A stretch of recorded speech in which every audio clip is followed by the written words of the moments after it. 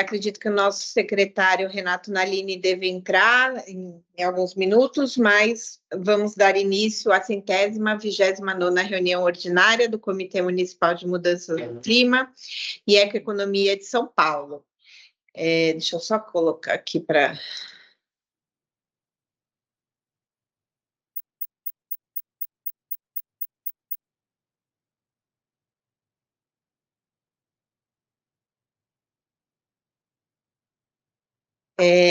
Informo que essa reunião está sendo gravada e transmitida no canal do YouTube da Seclima, e o registro de presença vai ser realizado por meio do formulário disponibilizado no chat, no grupo do WhatsApp e no convite da reunião. Peço a todos que se cadastrem no formulário, porque quem não registrar a presença através desse formulário não terá o nome apresentado na ata da reunião. Coloque em aprovação a ata da 128ª reunião, anexada no convite. Queria saber se alguém tem alguma consideração. Não? Então, está aprovada a ata da 128ª reunião. Hoje, a ordem do dia são alguns informes da Secretaria de Mudanças Climáticas, depois a apresentação do progresso da parceria com Copenhague, São Paulo, eficiência energética, que o Fábio Mariano Espíndola vai apresentar, depois empregos verdes, com a Gabriela Alcaraz e Júlia Roberta Klein, da SMDET, adaptação climática e natureza urbana, com Oliver Paes, e manejo e resíduos sólidos e recursos, com Marcelo Gavioli, da Celimp. Então, para abrir aqui a reunião, queria contar um pouco para vocês como foi a pré-COP aqui na cidade, também a COP em Belém. Nós tivemos aqui uma série de eventos durante todo o ano, né? Vocês acompanharam, eventos da prefeitura e também de parceiros como a Associação Comercial, Fiesp, e tantos outros parceiros, universidades, a USP fez vários eventos, a FIA, enfim. Tivemos um evento que nós organizamos com o PNUMA, da ONU, né, e algumas secretarias. Foram eventos sobre o Dia da Cidade, então vieram representantes de diversos países, também de outros estados e cidades aqui do estado de São Paulo. O prefeito Ricardo Nunes abriu esse evento, nós conseguimos, de uma forma bem bacana, apresentar tudo que a cidade vem fazendo, então, colocando várias secretarias aí para participar. Também tivemos a área de exposição, que foi bem legal. Depois nós tivemos o Summit, um evento organizado em parceria com o governo do estado de São Paulo, lá no Parque Vila Lobos. Não sei quem de vocês pôde participar, mas nós estávamos em praticamente todas as mesas do evento, né? A prefeitura em si estava em praticamente todas as mesas. Foi um evento com mais de 500 palestrantes, tivemos 5.000 pessoas em cada um dos dias, também um resultado muito positivo para a cidade de São Paulo. E depois nós tivemos um evento com a USP, lá na USP, também fazendo parte desse summit, onde nós tivemos 2 mesas para falar sobre mudanças climáticas e urbanismo, e na parte da tarde nós tivemos o resultado do nosso Climaton, junto com diversas academias, diversas universidades. Também foi bem legal, porque muitas universidades participaram, e a gente está ganhando força aí com o Climaton na cidade de São Paulo, e avançando bastante. Também é importante enfatizar que no Rio de Janeiro, a Fundação Bloomberg premiou algumas iniciativas, e a cidade de São Paulo foi premiada com os ônibus elétricos, né? Foi a cidade escolhida, Mananciais também participou, mas a escolha foi pelos ônibus elétricos, que hoje já estamos aí com 1.009 ônibus elétricos na cidade, 86% da frota aqui na cidade de São Paulo, então também avançando bastante aí na descarbonização. Então, agora passo para a Lud e para o Zé, para algumas atualizações. Não... Pode ir direto para a pauta, depois a gente pode falar. Então, vamos seguir aqui a pauta. Primeiro, eu convido o Fábio, da Seclima, para falar sobre eficiência energética. Oi, Luciana, obrigado. Bom dia a todos e todas. Deixa eu compartilhar aqui a minha apresentação.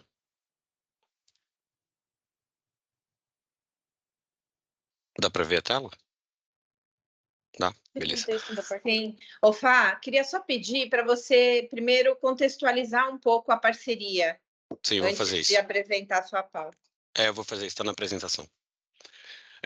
Então, a gente vai falar um pouco aqui sobre a parceria estratégica, né, que São Paulo e Copenhague têm para o desenvolvimento sustentável. São 4 eixos principais, vou entrar em mais detalhes.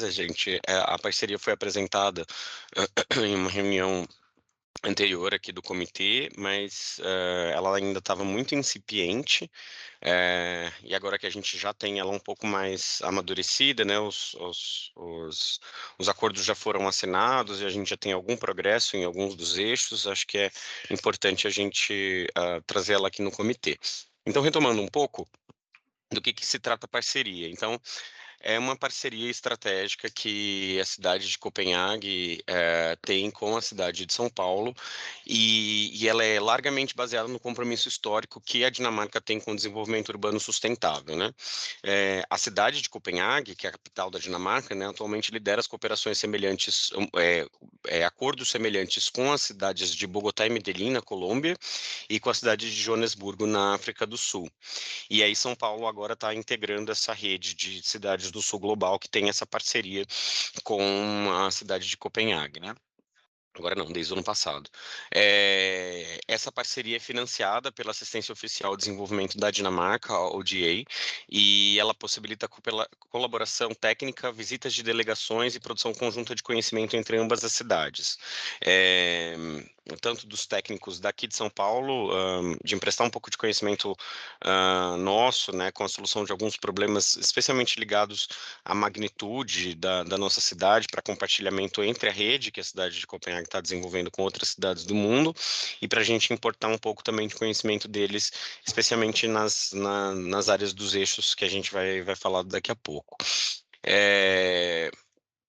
Para o desenvolvimento dessa parceria com a cidade de São Paulo, é fundamental e é muito importante para a cidade de Copenhague que as cidades parceiras sejam membros da rede C40 de cidades, para possibilitar a posteriori a divulgação e disseminação desse conhecimento através da rede C40, né? Que tem quase 100 cidades do mundo, né? Muitos de vocês conhecem a rede C40. Então, esse foi um dos critérios essenciais. E é bem importante falar que representa uma parceria entre duas cidades co-desenvolvendo soluções práticas e baseadas em evidência para eficiência energética, resiliência urbana, empregos verdes, etc. Então, foi muito importante desde o começo a gente deixar isso bem claro para os nossos parceiros que a gente não queria uma parceria somente de transferência de conhecimento, né, de um lado para o outro, mas de compartilhamento de conhecimento. Eu acho que isso ficou bem claro e é esse o tom que a parceria tem adotado desde então. Então, falando um pouco mais da parceria, foi determinado que o foco da parceria iria ser, para a maioria dos eixos, iria ser na região do Guavirituba, que fica na zona sul de São Paulo. Na bacia do Guavirituba, alguns eixos têm mais foco nessa região do que outros, e a gente tem 4 eixos principais de compartilhamento, né, de trabalho dentro do escopo dessa parceria: adaptação climática e natureza urbana, gestão de resíduos, eficiência energética em edifícios públicos e empregos verdes. Essas 4 áreas são áreas em que a cidade de Copenhague se destaca e que a cidade de São Paulo tem bastante interesse em avançar e melhorar suas iniciativas em relação a essas 4 áreas de trabalho em comum, por isso que elas foram selecionadas, escolhidas. Então, como que funciona? Esse acordo foi assinado em 2024, essa parceria entre São Paulo e Copenhague, e tem algumas distribuições de responsabilidades específicas. Então, para a cidade de São Paulo, a gente faz a coordenação local dos projetos pilotos, o alinhamento com as políticas locais da cidade, execução de intervenções práticas, né, capacitação técnica local, adaptação das soluções, né, do contexto escandinavo, dinamarquês para o nosso contexto aqui paulistano, adaptação de soluções, a coleta de dados e avaliação de impacto, produção de diretrizes diretrizes replicáveis para outras políticas públicas da cidade, ou escalabilidade a posteriori, engajamento comunitário intersecretarial. É importante mencionar que essa parceria ela se dedica principalmente, ela se debruça no compartilhamento de conhecimento técnico. Então, a cidade de Copenhague ela não financia os projetos em São Paulo, é tudo bancado com recurso próprio da cidade de São Paulo, a não ser o compartilhamento de conhecimento técnico e o provimento de recursos para viagens e cursos que eventualmente sejam necessários, tanto dos técnicos de São Paulo na Dinamarca, como dos técnicos dinamarqueses na visita a São Paulo, né? Então, esse tipo de compartilhamento de conhecimento, ele é financiado pelo Ministério das Relações Exteriores da Dinamarca, através daquele fundo assistencial que eu mencionei no começo, mas, fora isso, os projetos em si devem ser executados com recursos do município, né, da cidade de São Paulo, no caso. E as responsabilidades dos colegas dinamarqueses, da prefeitura de lá, né, da prefeitura de Copenhague, é o compartilhamento do expertise técnico que eles possuem, a formulação de diretrizes e manuais técnicos para os técnicos paulistanos, capacitações e visitas técnicas, apoio à implementação dos projetos em São Paulo, estratégias de monitoramento e avaliação, e auxiliar no desenvolvimento de materiais educativos para a disseminação de conhecimento para além dos técnicos, né? Então, de materiais educativos, por exemplo, se a gente está lidando com escolas, com equipamentos culturais, etc., para que esse conhecimento das intervenções que estão sendo feitas para que essa disseminação possa ser realizada de forma mais ampla para a população, né? E, finalmente, o Ministério das Relações Exteriores da Dinamarca, que é o financiador da parceria, tem como responsabilidades, eles têm a alocação de uma conselheira dedicada aqui em São Paulo, somente para a parceria, a facilitação e gerenciamento da parceria, estratégia e parceiros externos, incluindo o C40, a sinergia com as colaborações entre a Dinamarca e o Brasil, porque existe uma outra parceria entre o governo da Dinamarca e o governo federal do Brasil, com outro escopo, uma diferença. Então, eles também fazem essa ponte e auxiliam com essa outra parceria. Eles provêem cursos técnicos para São Paulo e a disseminação internacional de aprendizados também através do governo nacional, né, do governo da Dinamarca. E aí a gente entra um pouco nos eixos, né? Então, eu vou mergulhar mais um pouco. Atualmente eu sou o líder do eixo de eficiência energética em edifícios públicos.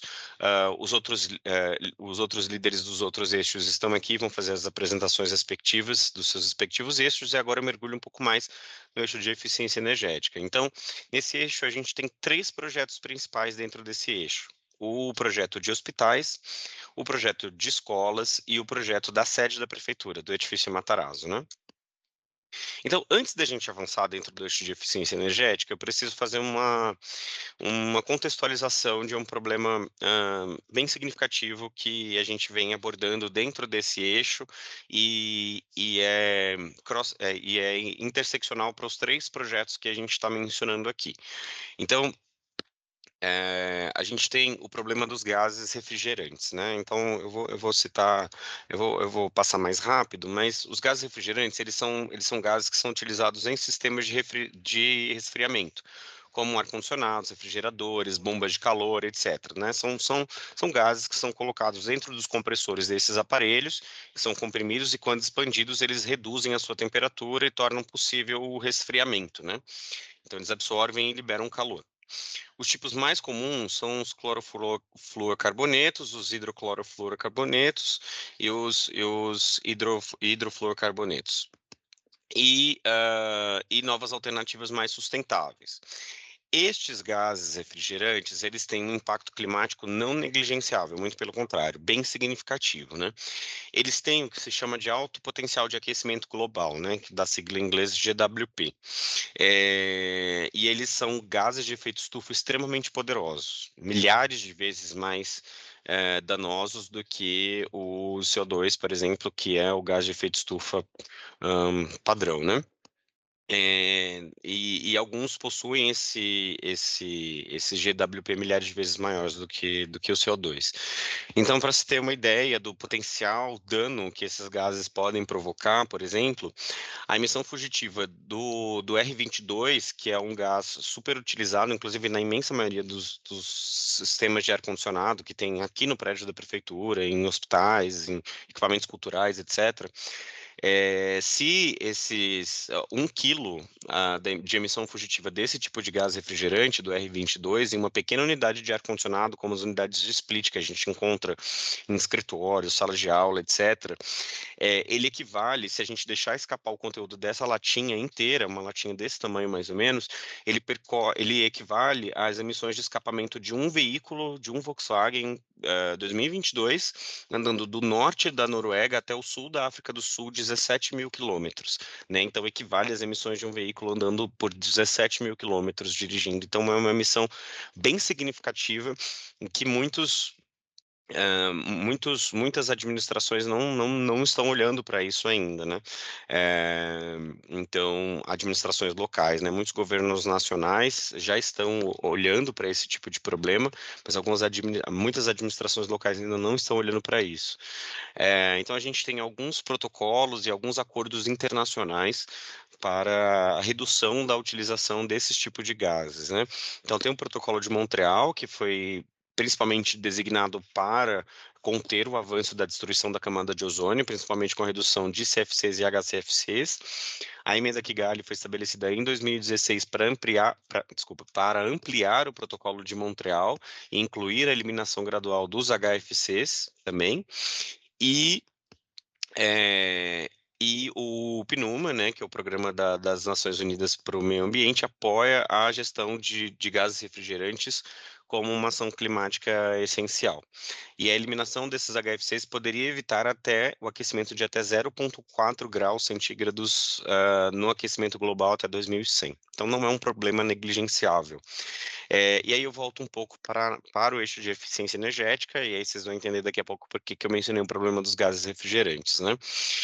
Então, uma cooperação estratégica. Então, a gente tem 3 projetos específicos. O primeiro são com alguns hospitais municipais. A gente tem 2 hospitais municipais que foram selecionados.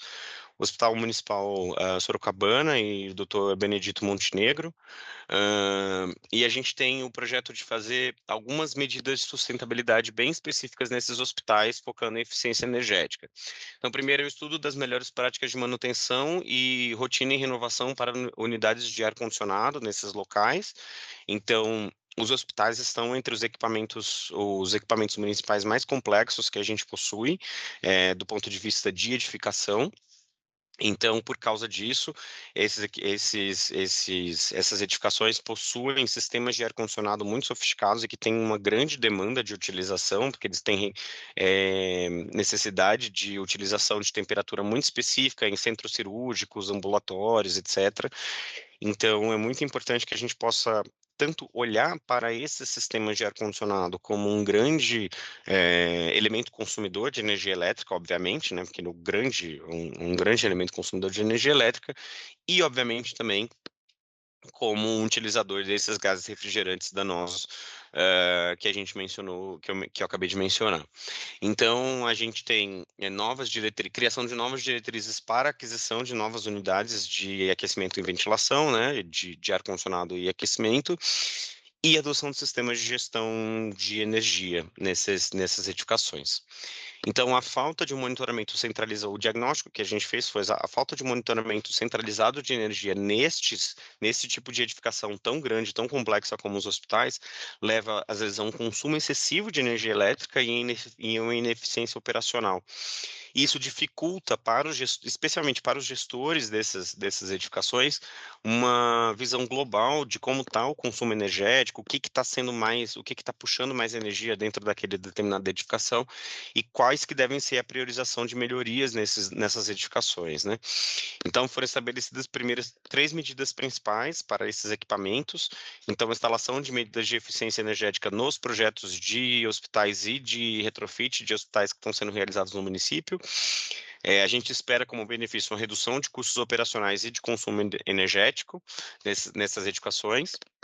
A segunda, a especificação de recuperadores de calor ar com núcleo trocador em contrafluxo, que eu vou explicar um pouco do que é, para melhoria de desempenho e padronização dos sistemas de ar-condicionado nesses equipamentos e, obviamente, a troca, quando possível, dos compressores para utilização de gases refrigerantes sustentáveis para reduzir o impacto ambiental e conformidade regulatória desses equipamentos, né? Então, o que são recuperadores de calor ar com núcleo trocador em contrafluxo? Esses são equipamentos que ampliam muito a eficiência energética de sistemas de ar-condicionado. Então, o que eles fazem? Eles, basicamente, um sistema de ar-condicionado padrão, ele que não tem esse equipamento, ele capta o ar externo, supondo que esse ar externo esteja, por exemplo, a 28 graus. Ele capta esse ar externo, passa pelo compressor e resfria aquele ar até, por exemplo, sei lá, 18 graus. Então, ele precisa fazer uma redução térmica de 10 graus, de 28 para 18. O compressor precisa fazer essa redução. Com um trocador de calor, com um recuperador de calor AA, como esse daqui, com um núcleo em contrafluxo, o que acontece? O ar quente que está entrando do lado de fora a 28 graus, ele passa por essa câmara daqui que a gente está vendo, e existem placas que ficam localizadas entre essas duas câmaras, e esses dois ares não se misturam. O ar quente de fora se mistura com o ar que está retornando de dentro do ambiente. Esse ar de dentro do ambiente, ele não está mais a 18 graus, porque ele já trocou calor com os objetos, as pessoas, os equipamentos que estão dentro daquele ambiente, então ele vai estar um pouco mais quente, mas ainda mais frio do que o ar externo. Então aquele ar de dentro que está saindo de dentro da sala, ele não tem mais 18 graus, ele vai ter, sei lá, 21 graus, por exemplo, agora. E ele vai trocar o calor, esse ar frio que está retornando de dentro da sala vai trocar com o ar quente que está vindo de fora. Então, o ar de 28 vai ser resfriado até 21 graus. Então, agora, o compressor de ar-condicionado, ele não precisa mais trabalhar para resfriar de 28 para 18. Ele precisa trabalhar para resfriar de 21 para 18. Isso amplia a eficiência do sistema de ar-condicionado.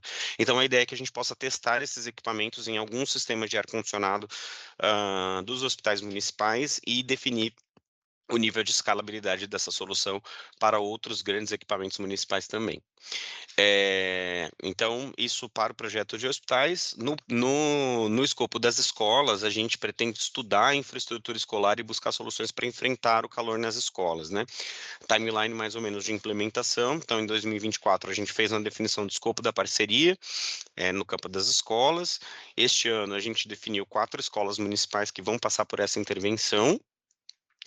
E a gente está fazendo um estudo mais aprofundado de possíveis soluções de resfriamento que possam passar por essas escolas.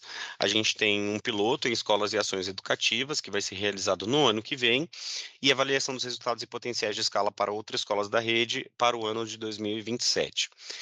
Antes de eu adentrar um pouco mais nesse projeto, qual que é o grande problema das escolas? A cidade de São Paulo está ficando cada vez mais quente, como todos nós aqui no comitê já sabemos.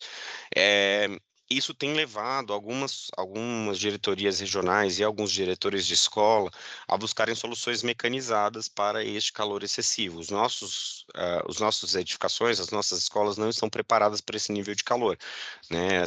Muitas dessas escolas foi construída para um clima de uma cidade que esse clima não existe mais. Então, a gente é uma preparação para o clima que São Paulo já está provavelmente se projetando para as próximas décadas. Então, é uma tentativa de prever a preparação desses edifícios escolares para as próximas décadas, né? Então, o que será testado nessas escolas pilotos? Então, são quatro eixos principais, 4 iniciativas principais dentro desse projeto de escolas. A primeira que a gente vai testar são soluções passivas de sombreamento, ventilação cruzada e arborização, para que a gente possa testar soluções não mecanizadas para resfriamento dessas edificações. O segundo passo seria a promoção de soluções mecânicas eficientes no caso dos cômodos e edificações que ou não comportam ou onde essas soluções passivas elas não são suficientes, né? Então, a instalação de sistemas de ventilação, por exemplo, ou de ar-condicionado sustentáveis. Mais uma vez, tendo sempre a diretriz tanto de eficiência energética como de gases refrigerantes sustentáveis na indicação dessas soluções mecânicas. Depois, a produção de guia práticos para gestores escolares desse tipo de solução, para que eles possam, tanto no futuro, quanto os gestores que não estão passando pela intervenção nesse momento, quanto para no futuro gestores que estão passando pela intervenção da parceria, para que eles possam ter um cardápio de soluções a serem adotadas para resfriamento dessas edificações em etapas posteriores. E, finalmente, uma conexão com o currículo escolar para a sensibilização climática, para que as crianças e adolescentes que fazem parte dessas escolas da rede, que estão passando por essas intervenções, tenham consciência e entendam o porquê que aquela edificação está passando por aquele tipo de mudança. É uma grande oportunidade de ensinar para as gerações futuras trazer para gerações futuras esse tipo de conhecimento dentro do ambiente escolar com a prática sendo realizada ali com as próprias no próprio edifício, né? Então, aqui está um exemplo, por exemplo, essa é a MF 18 do Forte, na Vila Bom Jardim, na região do Guavirituba. Então, a gente vê, por exemplo, que o parquinho da escola, ele não tem tanta região de sombreamento, e a gente tem uma escola referencial, por exemplo, em Copenhague, que não utiliza ventilação mecânica, né, obviamente, é uma área externa, mas que com soluções de sombreamento, ampliação de verde e posicionamento mais adequado dentro do terreno, né, do parquinho, você consegue obter um sombreamento muito mais eficiente e, com isso, um resfriamento dessa área de lazer, por exemplo. Foi relatado, por exemplo, pelo gestor escolar dessa MF, que existem determinados horários e épocas do ano em que as crianças não conseguem utilizar esses equipamentos, né, porque esses brinquedos, esse playground, porque está muito quente, obviamente, né, então a gente consegue ver até o sol muito forte batendo nesse horário do dia, e aí esse é um exemplo de coisas e de intervenções que podem ser testadas e aplicadas nessas escolas. Então, os benefícios que a gente está esperando é a redução do consumo energético com consequente emissão de gases de efeito estufa, a produção de ambientes escolares mais frescos e confortáveis, que vai gerar uma melhoria na permanência e aprendizado dos alunos e um modelo replicável para outras escolas da rede, né? E aí a gente observa um duplo benefício aqui, né, no projeto de escolas especificamente, porque melhorar o conforto térmico das escolas, não só a gente traz, obviamente, o melhor conforto geral na permanência dessas pessoas dentro desses ambientes, dentro dessas edificações, mas a gente melhora, obviamente, um ambiente para o aprendizado, né? E amplia a permanência desses alunos na escola e melhora as condições de aprendizado. Então, desconforto térmico, ele é importante em escolas, principalmente porque a gente está criando um benefício que vai ser amplificado e reverberado em outras, nas próximas gerações de munícipes, né? E, finalmente, a gente chega no último projeto do eixo de eficiência energética, que é a sede da Prefeitura de São Paulo, o edifício Matarazzo. Por que esse edifício foi escolhido? Esse edifício foi escolhido principalmente... Antes de eu seguir, Maria Amélia, não sei se você quer comentar alguma coisa do projeto de escolas, rapidamente. Você quer que eu termine de falar? Aí você comenta? Não, pode ser no final, Fábio, sem Tá bom, problema. beleza. Então, o edifício da Prefeitura de São Paulo foi escolhido por ser uma edificação grande e complexa, tal como os hospitais, e a gente tem edifícios complexos como hospitais que têm necessidades energéticas muito específicas, e a gente tem edifícios de escritórios e mais administrativos grandes também dentro do portfólio de edificações do município. Então, a gente utilizou o edifício Matarazzo por ele ser um edifício difícil de lidar, né, com dificuldade de lidar, porque é um edifício tombado, é um edifício dos anos 30, mas que é um edifício de escritórios, é uma grande edificação. Então, a gente escolheu ele para ser referencial para teste de muitas soluções que podem ser depois desdobradas para outros edifícios administrativos da cidade. Então, o escopo é a implementação de um sistema de automação predial, um BMS, né, né, que é uma sigla em inglês, que significa Building Management System, e um sistema de monitoramento de energia como nos hospitais, para que a gente possa ter tanto a automação de sistemas que são passíveis de automação, como luzes, elevadores, ar-condicionado, etc., para que a gente possa fazer um gerenciamento inteligente desses sistemas que são passíveis de automação e com um sistema de monitoramento de energia para que a gente possa ter o conhecimento e o acompanhamento do sistema de consumo de energia elétrica dentro dessa edificação. Então, esse projeto ele inclui também o diagnóstico da infraestrutura do prédio, o treinamento da equipe responsável pelo gerenciamento do edifício, desenvolvimento de critérios de licitação padronizados para esse tipo de equipamentos, tanto para equipamentos que são passíveis de automação, quanto para sistemas de automação predial, quanto para sistemas de monitoramento energético, e suporte técnico contínuo durante todo o processo de elaboração de termos de referência, processo licitatório e depois na implementação e operação, né, com o acompanhamento da equipe de Copenhague para esse projeto. A ideia é que o edifício Matarazzo possa servir de vitrine para outras edificações municipais, tanto do portfólio público, quanto também servir de inspiração para que parceiros privados possam fazer iniciativas semelhantes nas suas edificações, né? Então, como eu falei aqui abaixo, os resultados obtidos no Matarazzo servirão de modelo para expansão para outras edificações municipais e para engajar também o setor privado, né? Ensinando pelo exemplo, no caso do setor privado, e a gente tendo a inspiração aqui na edificação, no edifício Matarazzo, para escalonar para outras edificações de mesmo porte. E, finalmente, um objetivo comum dos 3 projetos é a redução de gases refrigerantes de alto potencial de aquecimento global nas 3 tipologias de edificação que a gente tem aqui. Então, a gente vai fazer a mesma coisa no edifício Matarazzo, a gente vai fazer nas escolas que usam ar-condicionado, que eventualmente utilizem soluções mecânicas de resfriamento, né, como ar-condicionado, e nos hospitais. Então, a sugestão e troca e estabelecimento de parâmetros para aquisição de novos equipamentos com gases refrigerantes de baixo GWP, né, de baixo potencial de aquecimento global. Então, a conclusão da parceria do eixo, cooperação entre São Paulo e Copenhague é para impulsionar cidades mais sustentáveis e resilientes, né? O objetivo da parceria é fazer esse impulso. A gente, no eixo de eficiência energética, tem ações integradas com hospitais, escolas e edifícios públicos, com foco em eficiência energética e no conforto térmico nessas edificações, redução das emissões e substituição de gases refrigerantes de alto GWP, e ampliar a conscientização sobre esse tema, né, de gases refrigerantes danosos. Inovação técnica aliada à formulação de políticas públicas baseadas em evidências, construção de capacidades locais e disseminação de boas práticas internacionais dentro do município. E, finalmente, um exemplo de como colaboração e conhecimento compartilhado podem gerar impacto climático duradouro. Era isso que eu tinha para apresentar. Obrigado, Luciana, Ludmila, José, pela oportunidade aí. Obrigada, Fábio.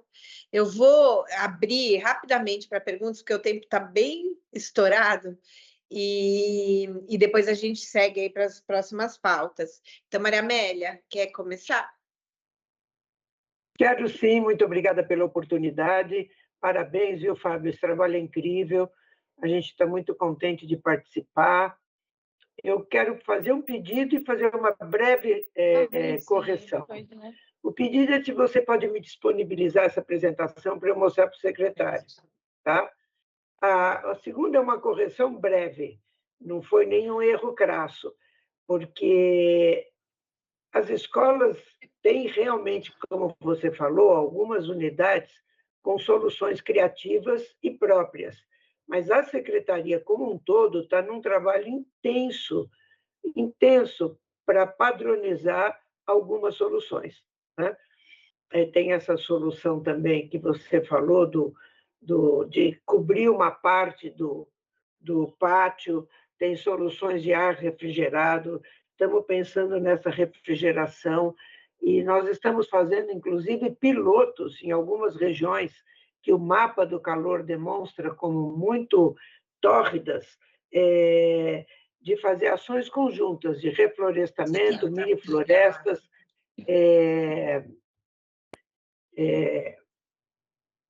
aquecimento alternativo, com placas nos telhados para aquecimento solar, e, enfim, soluções similares ao que nós estamos aprendendo com vocês. Então, só para você saber que cresceu, talvez a gente precise apresentar para você o tanto que já está sendo feito, até para você ficar contente como eu estou, tá bom? E muito obrigada aí pelo empenho. Maria Amélia, só para você saber, quando nós tivemos o pessoal de Copenhague aqui, o secretário Padula estava presente. Então, ele mesmo acompanhou um pouco essas soluções, né, o que foi apresentado, e acredito que vocês tenham avançado também com algumas dessas sugestões que o próprio secretário... Sim.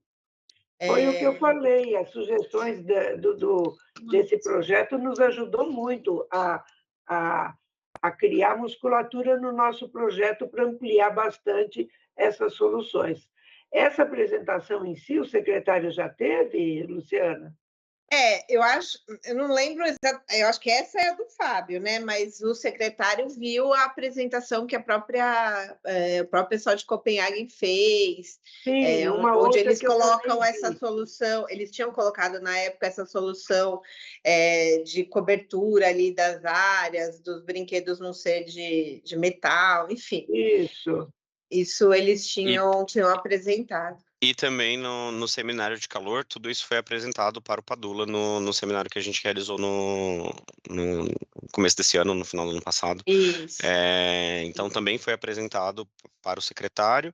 E a gente está concluindo a seleção das escolas pela área técnica aí da Secretaria de Educação. A gente não está fazendo isso tudo é com a Secretaria de Educação, com a área de engenharia. E eles concluíram a seleção de escolas, isso vai ser apresentado para o Padula, acho que ainda em dezembro ou em janeiro. Então, essa mesma apresentação vai ser realizada para o secretário também, Maria Amélia, mas é muito bom saber que a gente tem esses projetos, eles estão tão em consonância, tão em sintonia, assim, né? Porque como é um problema bem grave... E baseados no estudo de vocês também. Legal. Eu acho que é uma parceria, o que eu quis, desde o começo da minha fala, dizer, é que é uma parceria maravilhosa, que a gente está realmente absorvendo todo esse conhecimento que vocês estão gerando e ampliando para outras escolas também. Era essa boa notícia que eu queria dar. No mais, parabéns, obrigada, e estamos juntos, né? Como se diz. Obrigada. Laura? Tchau, tchau.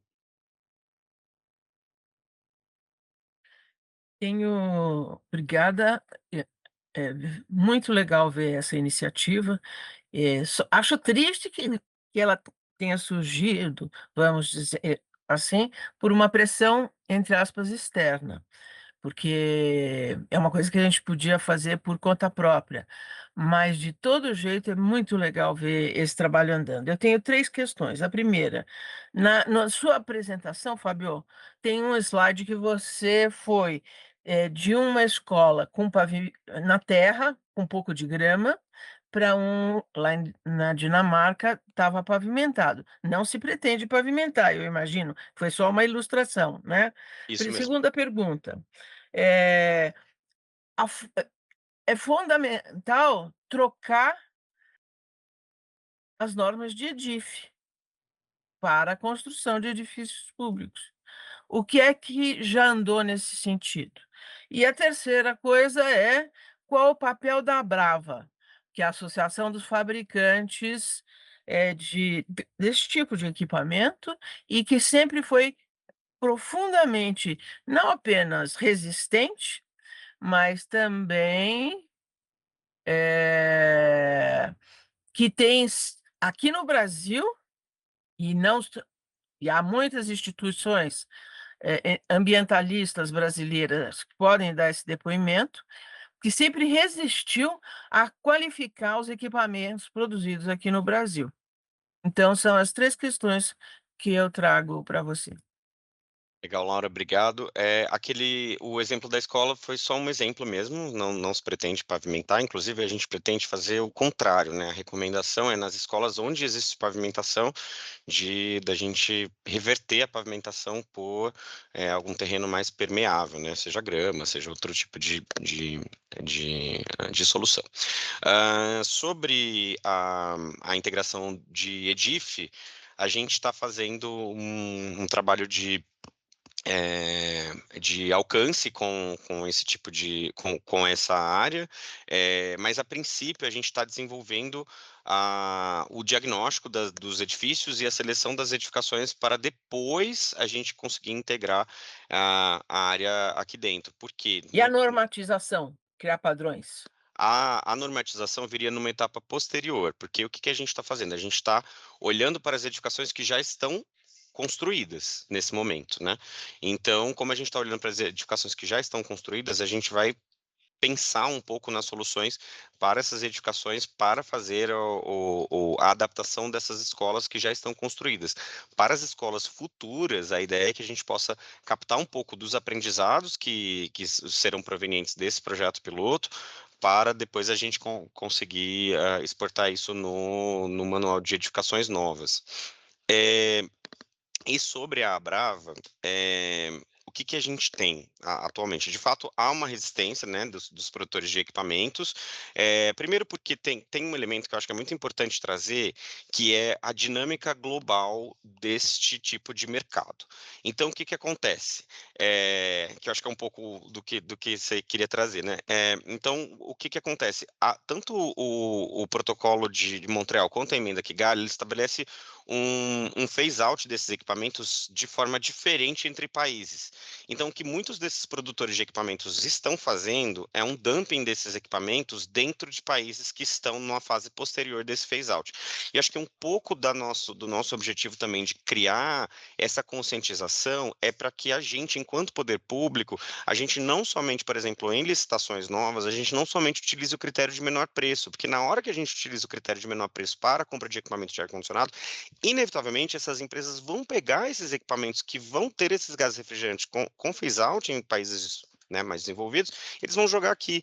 E a gente fica com um passivo muito ruim, né, um passivo inclusive econômico, porque se esses gases eles vão passar, por exemplo, o R22, ele está com programação de ter um desfaseamento, uma descontinuação no Brasil em pouquíssimos anos. Então, o que está acontecendo é que a gente está comprando equipamentos novos com R22, que daqui a 10, 15 anos a gente não vai mais encontrar o gás para carregar os equipamentos. Então, tem um argumento também. O argumento ambiental é o mais importante, obviamente, mas também tem um grande argumento econômico. Os equipamentos, apesar de serem mais baratos agora, eles não vão ser mais baratos no futuro.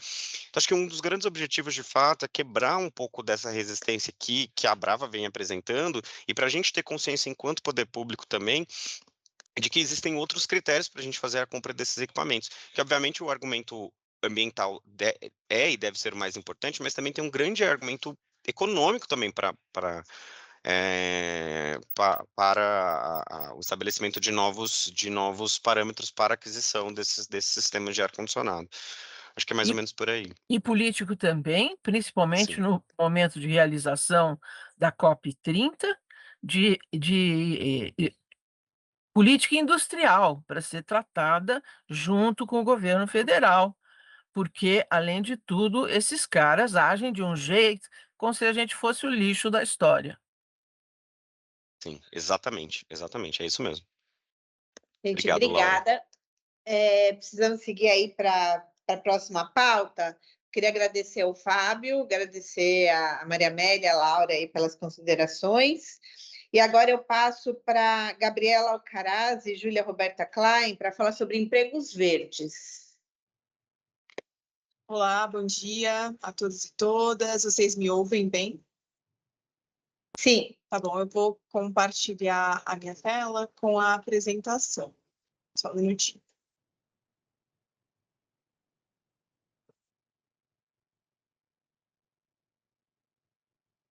Beleza. Então, mais uma vez, bom dia. Eu sou Gabriela Portela Carais, trabalho aqui na Secretaria Municipal de Desenvolvimento Econômico e Trabalho da Prefeitura de São Paulo, junto com a minha colega Júlia Roberta Klein, que vai compartilhar essa apresentação comigo.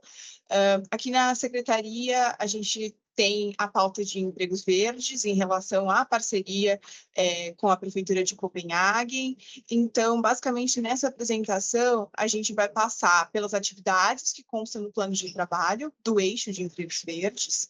Em seguida, uma explicação sobre a metodologia adotada em relação ao tema e os seus resultados no contexto da cidade de São Paulo. Então, a gente vai mergulhar um pouco mais no que significa o termo de empregos verdes. Apesar de a gente ter uma certa intuição do que eles significam, a gente vai trazer uma definição adotada e quais que são os números, os resultados no contexto de São Paulo, e também abordar os próximos passos em relação à parceria, né? A partir desses números que a gente tem, o que a gente pode fazer em relação ao progresso e tudo mais.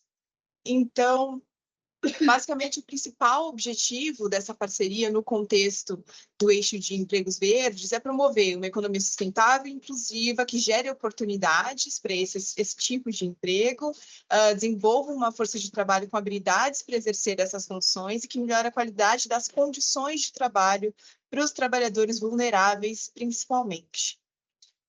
O plano de trabalho do eixo de empregos verdes ele é dividido em 3 partes, né, concomitantes, mas nesse semestre a gente focou um pouco mais na parte da definição dos empregos verdes, então no desenvolvimento da metodologia, né, que consistiu em reunir o conhecimento existente sobre o que seriam os empregos verdes, criar um catálogo de competências verdes, que esse vai ser o próximo passo, né, para ser usado como uma ferramenta de recrutamento e seleção em termos de oportunidades de emprego, e também monitorar e divulgar os dados sobre esses empregos na cidade.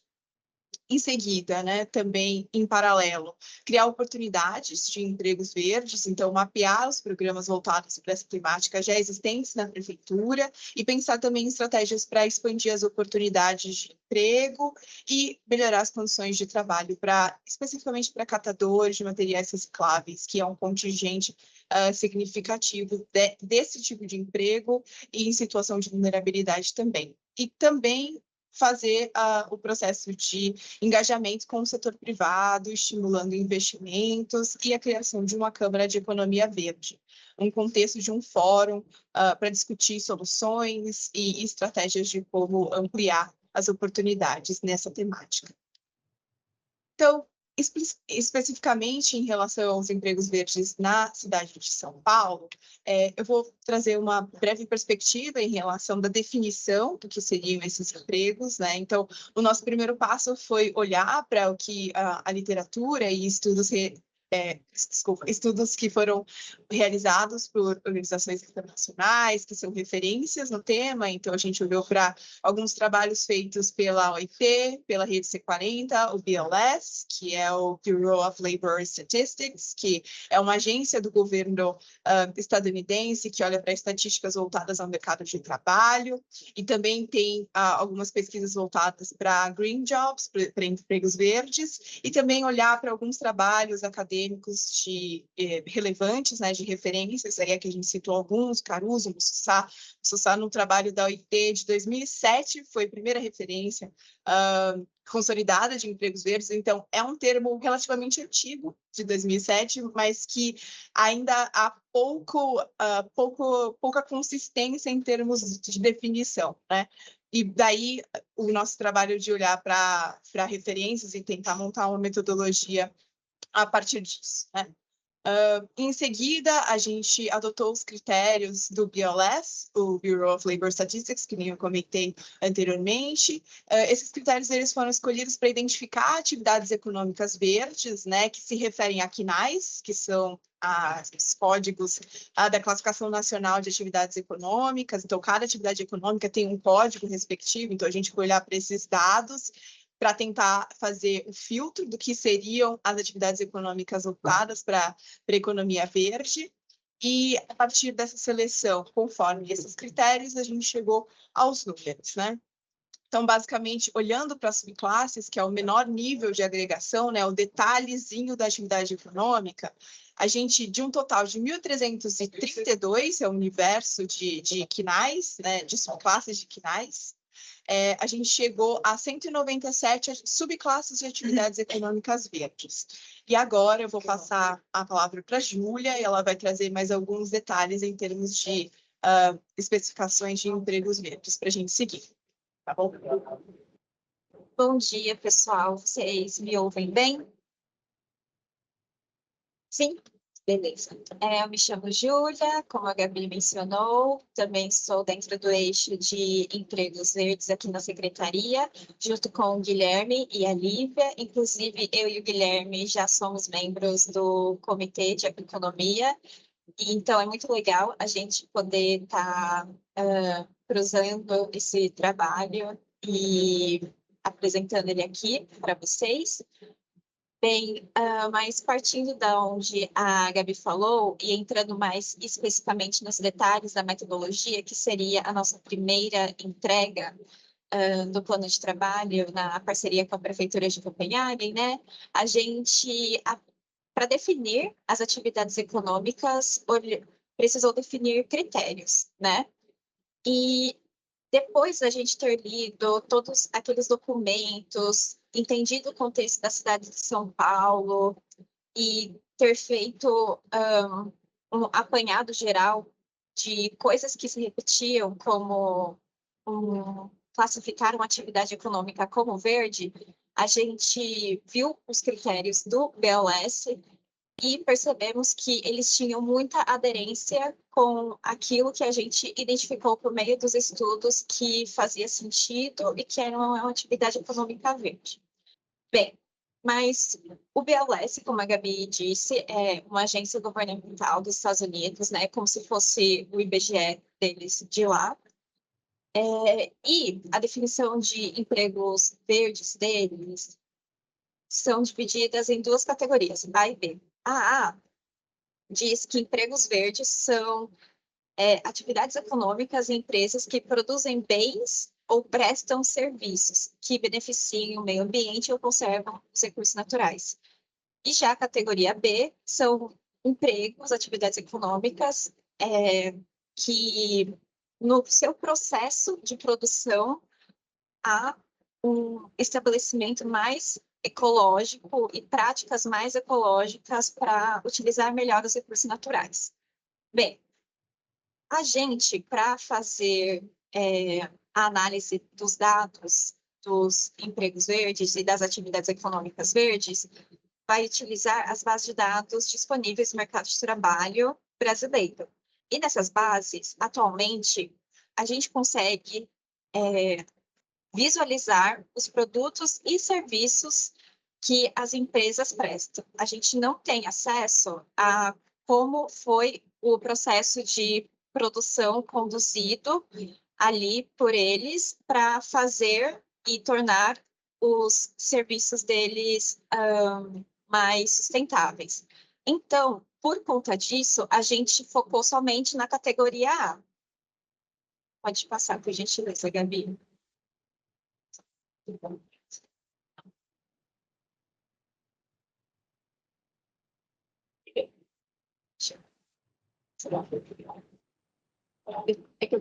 Só um momento.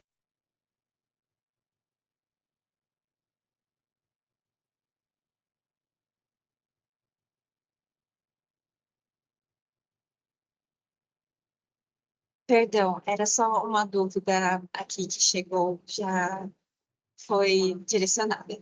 Bem, mas dentro dessa primeira categoria, a categoria A, a gente tem 5 critérios de classificação, que seriam 5 grandes grupos de atividades econômicas verdes. Então, a gente tem fontes de energia renovável, eficiência energética, redução de impactos ambientais negativos, economia circular, preservação ambiental e uso sustentável dos recursos naturais e conformidade à educação ambiental. Cada um desses critérios tem descrições de exemplos de serviços e produtos que melhorariam o meio ambiente. Então, com base nesses critérios e nessas descrições desses critérios, a gente foi classificando todas as atividades econômicas e analisando se elas se encaixavam neles ou não. Pode passar, por gentileza. Bem, após essa análise, a gente chegou a esse resultado aqui que vocês estão vendo na tela. Então, 47% das atividades econômicas, então, das 1.300 total, a gente chegou a 197. Das 197, 47% estão relacionadas à preservação ambiental e uso sustentável dos recursos naturais. 38% são de redução de impactos ambientais negativos e economia circular, 8% voltado à eficiência energética, 4% fontes de energia renovável e 3% conformidade e educação ambiental. Pode passar, por gentileza. Agora, a gente passa a ver um pouco mais dos números relacionados aos empregos e estabelecimentos que compreende essas 197 atividades econômicas. Então, do universo de empregos na cidade de São Paulo, 5% a gente viu com base nessas 197 atividades econômicas que correspondem a atividades verdes. Já os estabelecimentos são 3,5% do universo de estabelecimentos dentro da cidade. Pode passar, por gentileza. Aqui, a gente fez uma análise temporal das 197 atividades econômicas e do crescimento de empregos delas ao longo do tempo, desde janeiro de 2020 até, aqui está julho, mas o último dado que a gente colocou foi agosto. E aí, nessa linha do tempo, a gente percebe que teve um crescimento de 18% dos empregos verdes desde janeiro de 2020 até então. Pode passar.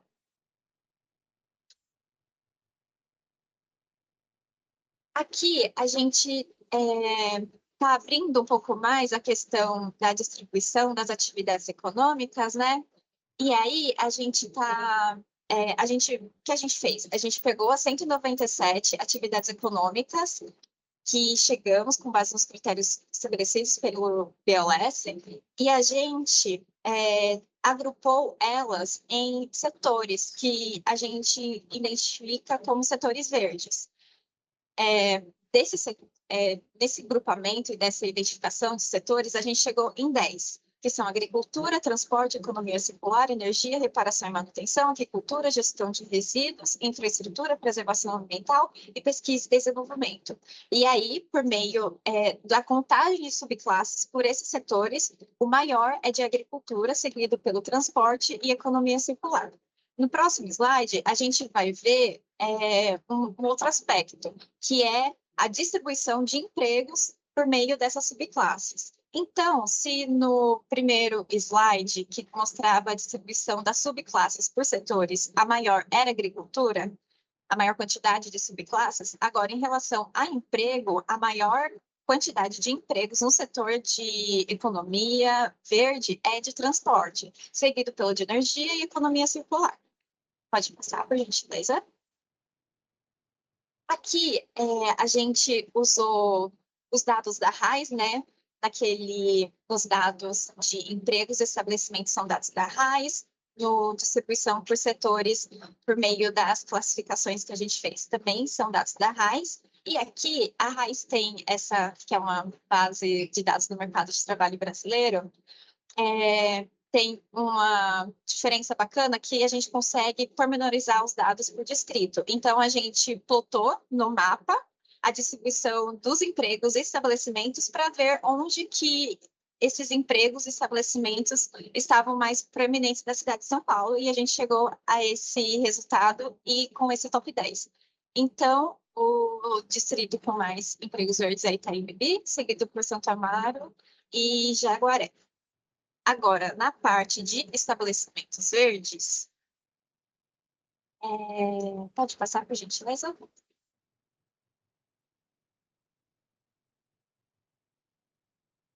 Pode passar, por gentileza? A difusão vai dar para eles. Ô, Júlia, tem mais 3 minutos, tá? Tá bem. Tá travado para mim, tá travado para vocês também na tela? Agora foi. mudou. Agora mudou. Obrigada, Gabi.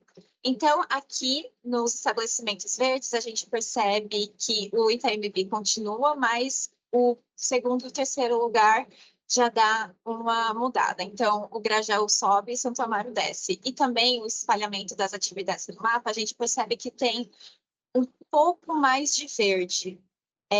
E enquanto de empregos as regiões periféricas estavam um pouco mais claras, né? Esse já tem um pouquinho melhor distribuído a questão dos estabelecimentos.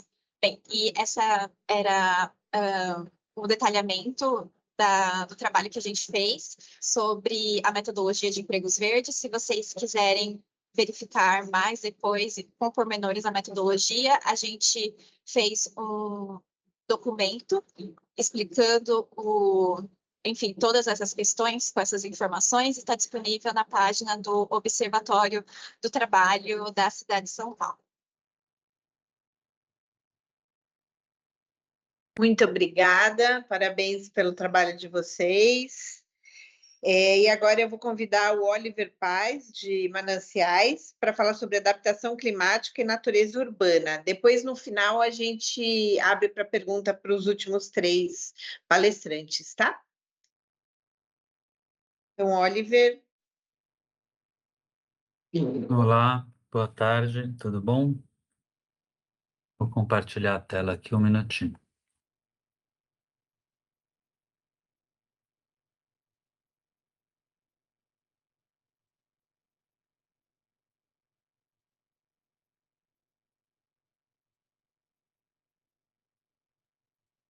Estão conseguindo ver? Então, sim. Sim. Sim. Então, meu nome é Oliver, eu sou arquiteto da SEAB, dentro da SEAB, da Secretaria Executiva do Programa Mananciais, e eu estou no eixo de adaptação climática e natureza urbana. Então, é um eixo que tem a participação da nossa Secretaria dos Mananciais, da Secretaria do Verde e Meio Ambiente e da CIURB, Secretaria de Infraestrutura Urbana, de Infraestrutura Urbana. E vou falar um pouquinho do que a gente viu em Copenhague primeiro. Então, a gente fez a missão para lá e também fizemos cursos que fazem parte da parceria, e deu para entender bem as metodologias que eles aplicam lá, que são bem interessantes. Eles têm todo um planejamento de intervenções com infraestrutura verde e azul na cidade, né, com várias tipologias possíveis de aplicação. Então, aqui um mapa da cidade com a aplicação das tipologias. Então, eles têm, depois desse grande master plan, desse projeto para a cidade, eles vão detalhando por microbacia, por cada bacia hidrográfica, projetos mais aproximados, até chegar em projetos executivos de praças alagáveis, de projetos que contenham soluções baseadas na natureza. Alguns exemplos do que a gente viu lá, esse parque, que era um parque linear aqui bem interessante, que toda a condução das águas da drenagem urbana desse bairro vinha através do parque até esse lago no final. Então, também a questão da biodiversidade, sempre a vegetação alta, né, para a criação para que os animais possam se reproduzir, tenham espaço para a fauna. Aqui aplicações em viários, né? Então aqui o exemplo de um bairro que era bem cinza, né? Todo o viário era ocupado por carros e vagas de estacionamento, e a transformação desse bairro com ocupação principalmente de vagas e áreas de rotatória com espaços verdes, e além de espaço de árvores, tem também sempre a questão da água. Então, são canteiros rebaixados que a água é encaminhada para esses canteiros, para absorção e diminuição da velocidade da drenagem urbana. Alguns exemplos de parques inundáveis. Esse é um parque que ele é inteiro inundável, então ele é inundável por etapas, né? Então, em fortes chuvas, a quadra de esportes aqui fica inundada. Em chuvas maiores, além da quadra, esse pedaço fica inundado. e numa chuva extrema, o parque inteiro vira uma área inundável. A gente tem esse muro periférico em volta do parque, que tem uma comporta que sobe, então o parque inteiro vira uma reserva de água. Outros exemplos nas ruas, né? Não é um jardim de chuva, mas bem profundo, né? Então, todos esses mecanismos nas ruas para absorção de água. Também dentro de pátios internos, eles fazem acordo com proprietários, né? Aqui, por exemplo, um condomínio, onde no pátio interno do condomínio foi feito toda uma parte de absorção de água para reter essa água e evitar inundações do jusante. E também as estratégias para a biodiversidade. Eles tentam aliar essas áreas verdes que servem para a água, mas também criando corredores verdes e conexões para as espécies e para incremento da biodiversidade. Agora, aqui no contexto de São Paulo, né? A gente está focando na área de mananciais, como foi falado anteriormente, a gente está com uma área piloto que seria na Bacia do Guarapiranga. Aqui um pouco da problemática dos mananciais, né? Teve uma expansão muito grande da mancha urbana para a área das represas Billings e Guarapiranga. Então, a gente tem a presença muito forte de assentamentos regulares e favelas, muito esgoto e muita precariedade urbana. E a gente escolheu essa área, que é uma área de atuação da nossa secretaria e que poderia servir como um projeto piloto para os outros eixos também atuarem nessa região. Então, aqui a bacia do Guavirituba, o córrego Guavirituba, que fica aqui na Guarapiranga, fica na subprefeitura de Amiboimirim, no distrito Jardim Ângela, distante 20 quilômetros do centro da cidade. Aqui, então, a bacia hidrográfica da represa Guarapiranga. E aqui a análise da qualidade da água, que é do MQual, a gente vê que a bacia do Guavirituba é uma das mais poluídas da Guarapiranga. Aqui uma aproximação, então, na área piloto. A gente tem uma mancha urbana bem densa, é uma área bem urbanizada.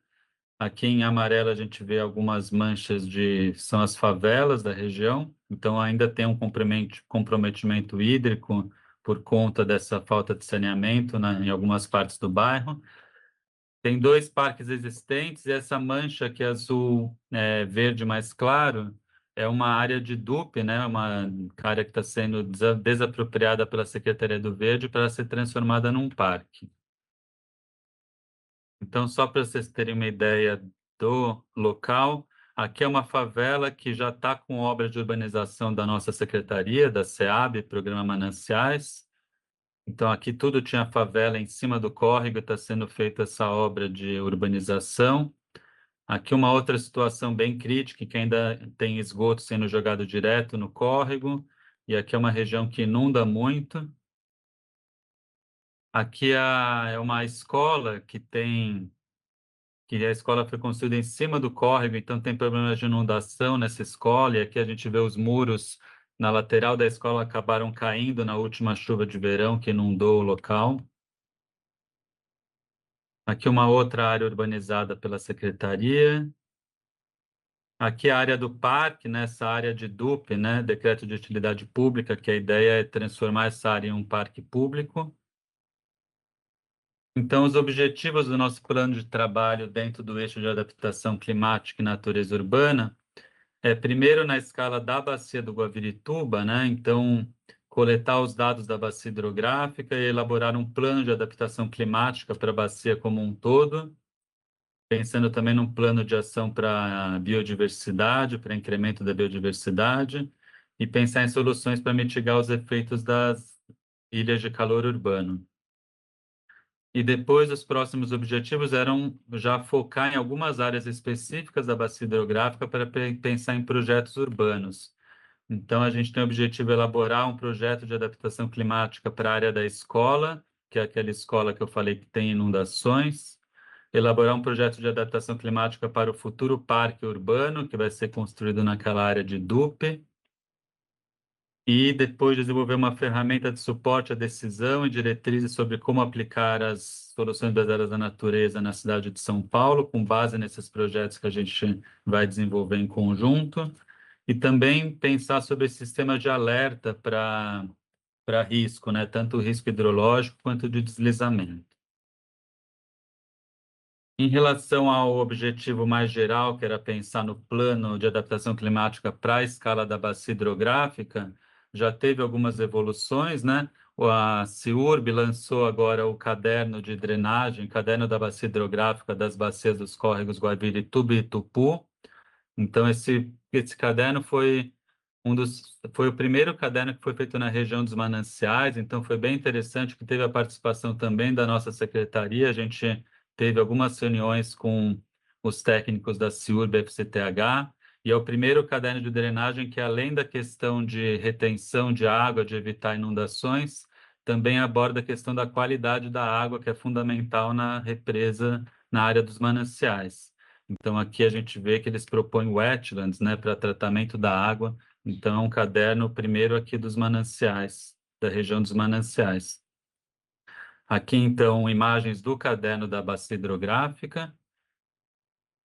A Antônia, que faz parte, que é da CIURB, né? A Antônia, a Júlia, todos participaram, então, aqui na parceria com a gente. O caderno ele identificou os principais pontos de alagamento, né, as áreas mais críticas da bacia hidrográfica, e pensou algumas opções de ações que precisam ser feitas para evitar as inundações. Então, focando aqui na área da escola, a gente vê que tem duas opções. A primeira seria a construção de um piscinão, um reservatório de detenção, né, a montante da escola, para cima da escola, seria um piscinão grande de 24.000 metros cúbicos para evitar inundação aqui na escola. E a segunda alternativa que que eles pensaram foi de realocar a escola para conseguir livrar aqui o espaço do córrego, e daí não precisaria construir o piscinão. E nessas duas opções, aqui na foz do Guavirituba, junto à represa Guarapiranga, tem a questão da wetland, da construção de jardins filtrantes para tentar reter esses poluentes. Também outra evolução em termos de master plan para a bacia hidrográfica foi o catálogo de SBMA, que foi feito, acabou de ser lançado esse ano, né, com soluções baseadas na natureza. É um catálogo que faz uma ficha para cada solução, então tenta sistematizar quais soluções são possíveis de serem aplicadas aqui no contexto de São Paulo e como que isso pode ser aplicado num mapa, né? Então, aqui o mapa da Guavirituba, tentando pensar quais elementos de SBN do catálogo podem ser aplicados ao longo da bacia hidrográfica. E agora, avançando nos objetivos, as áreas de projeto, então, depois do Master Plan, a gente vai focar em algumas áreas de projeto dentro da bacia hidrográfica. Então, a gente vai avançar na área aqui da escola, como eu disse, a escola que está aqui, que sofre inundações, e a área do parque, que é a segunda área que a gente vai avançar. Na área da escola, a gente vê aqui o córrego Guavirituba, ele passa por baixo da escola, tem muita inundação aqui na rua. E dentro da escola, isso são fotos de enchente que a gente foi lá. O administrador da escola disse que pelo menos a cada 2 anos a água entra dentro da escola, então uma situação bem crítica. E as opções que estão dadas pelo caderno da CIURB, pelo caderno de bacia hidrográfica, a opção 1 seria a construção de um reservatório de retenção, de detenção, né? Que seria um piscinão para evitar inundações na escola. Então, aqui seria, nesse terreno aqui mais livre, seria construir esse reservatório para que a água fique retida aí. E a outra opção seria criar um novo caminho para o córrego aqui no lugar da escola e repensar o local da escola. Claro que é muito complicado tirar uma escola do local onde ela está, porém, a própria CIURB, a FCTH, fez estudos que o custo de fazer um piscinão seria bem maior do que a gente reconstruir a escola. Sem falar nos custos também de manutenção do piscinão, que acaba sendo um custo eterno, né? Então, a gente começou a avançar um pouco nessa opção 2, de repensar o local da escola. Isso só para para deixar claro, é um estudo bem inicial que ainda está em andamento. A gente fez internamente, agora está sendo discutido com Copenhague, com o pessoal de CIURB, e depois vai ser apresentado agora em dezembro para a Secretaria de Educação. Eu vi que tem técnicos aqui da Secretaria de Educação. A ideia é apresentar esse material para o secretário futuramente, quando a gente chegar numa conclusão melhor sobre a região. Mas então, atualmente, o córrego passa embaixo da escola aqui. É uma escola bem antiga, dos anos 70, uma escola térrea, então não é um prédio muito sofisticado. E o que a gente está tentando aqui como exercício é pensar em preservação da área de preservação permanente do córrego, que são 30 metros para cada lado, e reconstruir a escola de uma maneira mais vertical nesse canto aqui do terreno. Daí a gente tem duas opções, ou seria reconstruir a escola em outro terreno, tentar achar outro terreno nas proximidades para reconstruir a escola, ou tentar encaixar a escola no próprio terreno. É esse exercício que a gente está fazendo agora em conjunto. Então, essa é a ideia de reconstrução da escola. Então, a gente criaria um parque linear, abriria o rio aqui, uma canalização em seção mista, né? Seção menor para vazão de base do córrego, uma área vegetada para expansão das águas na chuva. Também a microdrenagem do entorno, passar por jardins de chuva antes de chegar ao córrego, toda a questão de retenção de poluentes, da poluição difusa por jardins de chuva antes de chegar no córrego. E a reconstrução da escola, essa é uma escola baseada na escola padrão, na MF padrão, seguindo os catálogos do FDE também. Então, ficaria mais vertical, mas seria possível de encaixar a escola nesse local. E então, aqui a gente vê uma situação de fluxo normal de água. Numa chuva muito forte, a água também inunda essa área de vegetação. Tem uma barragem aqui de retenção para reter a água antes que ela vá a jusante. E numa situação extrema, ela poderia eventualmente também ocupar a área da quadra e dessa área aqui do outro lado. Então, um corte transversal aqui mostrando a situação da escola reconstruída. Teria também uma área esportiva aqui em cima, no último andar, uma vez que a quadra é descoberta, né, porque não pode ter cobertura da quadra na APP, a gente criou uma área esportiva em cima da escola também. Então, a situação de inundação da área vegetada e uma situação extrema em que inundaria, eventualmente, a quadra esportiva. A plantinha da escola, os vários níveis, né? Isso também seria muito interessante se essa ideia for para frente, de discutir também com os outros eixos, né? Esse poderia ser um edifício padrão, um edifício modelo, com aplicação de técnicas sustentáveis também. Já pensou num teto-jardim aqui? Algumas imagens do modelo eletrônico, então, a ideia desse parque fluvial, com a escola reconstruída fora da área de proteção permanente e a possibilidade de inundação desse leito e até a situação extrema em que ocuparia essa área. E outra situação proposta seria sem a escola construída aqui. Então, aqui seria somente um parque com uma sede, talvez alguma sala de educação ambiental. Então, a ideia é de reconstruir a escola em outro terreno e fazer aqui somente um parque fluvial. Também com cenário de inundação. Oliver, peço só para você acelerar um pouquinho, porque o tempo já está esgotado. Ah, já esgotou? Tá bom. Aqui só a área do parque, né? Então, a área de desapropriação do verde com a área da foz. Então, a ideia é de que tudo isso daqui seja um grande parque.